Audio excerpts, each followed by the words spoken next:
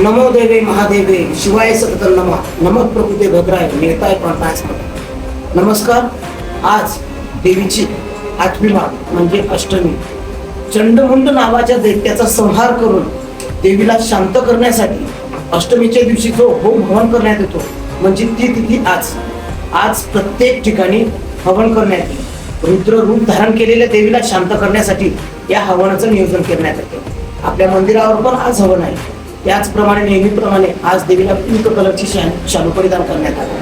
चंदनाचा मळवट करण्यात आला. सुंदर अशा वातावरणात लाखो भाविकांच्या उपस्थितीत खूप परिश्रम घेत भाविक येत आहेत.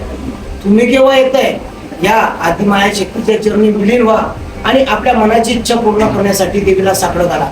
बोलूया मनोदेवी माता की जय.